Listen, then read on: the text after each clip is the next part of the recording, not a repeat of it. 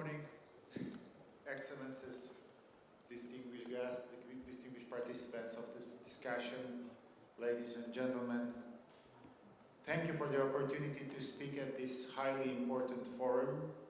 Today, we are not just discussing mobility in a technical sense. We are discussing how mobility drives economic, social, and technological development. Mobility is more than simply moving from place to place. It opens access to new markets, new investments, and new opportunities.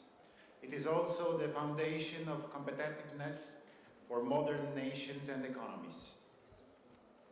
In Poland, we understand this very well, and we know very well what development is. We are aware of how important it is for infrastructure and transport, not only to keep up with the ambitions of a rapid growing economy, but more importantly, to actually be the driving force for it, stimulating the economy and preparing it for success. Therefore, when we talk about the future of mobility, we are thinking about the future of a modern, efficient, and safe Poland. We are thinking of a country that is ever stronger, ever more innovative, and ever better connected to the world. Ladies and gentlemen, the last 3 decades were a period of tremendous transformation and reform, which made Poland a European leader in economic growth.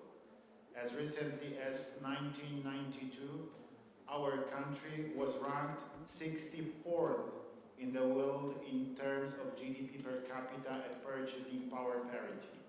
Today, after years of intensive development, Poland is already in the top 20 of the world, and we are aiming higher in our ambitions.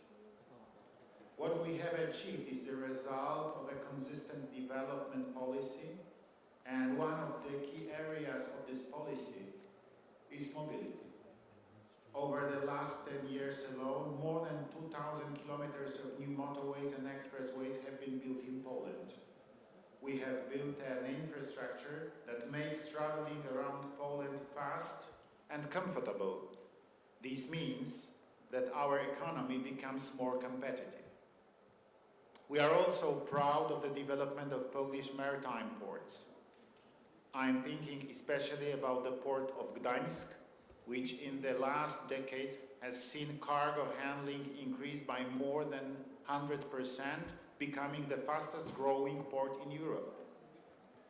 In the aviation sector, we are also thinking ahead. That is why we decided to start building the Central Communication Port, which will be one of the most modern transport hubs in Europe. This project will open up new opportunities for the entire region. Ladies and gentlemen, Poland has a unique advantage. We benefit from the premium of late development. This means we are building modern transport solutions, using the latest technologies and learning from the country's experience.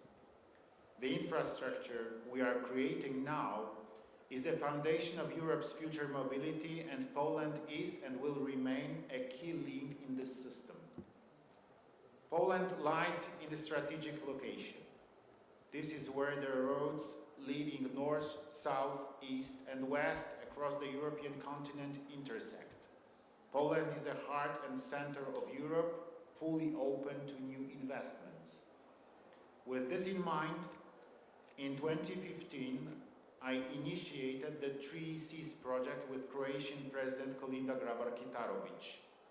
We wanted to create a new format of cooperation that would connect the 13 countries of Central and Eastern Europe from the Baltic to the Adriatic and the Black Sea. And we succeeded. Today, the 3Cs initiative is one of the fastest growing regions in the world, with a projected GDP growth of 35% by 2030. Thanks to this cooperation, strategic transport routes are being developed, such as Via Baltica, Rail Baltica, or Via Carpathia, corridors that connect Central Europe with the rest of the continent and create a gateway for investments from the Middle East and Africa. This is a huge opportunity, and let me assure you that Poland is ready to seize it. Ladies and gentlemen, in a few months, the 10th summit of the Three Seas initiative will take place in Warsaw. This event will bring together political and business leaders from around the world.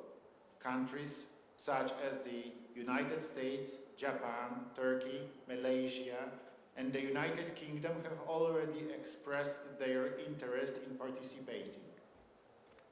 This proves that Poland and the entire Three Seas region are seen as attractive economic and investment partners. Our aim is to further strengthen cooperation, develop infrastructure, and attract capital to achieve even more. Polish mobility, Polish infrastructure, and the Polish economy are among the most promising investment areas in Europe today. Ladies and gentlemen, Poland is focused on continuous development. Poland is ready for cooperation because the future, ladies and gentlemen, is called Poland.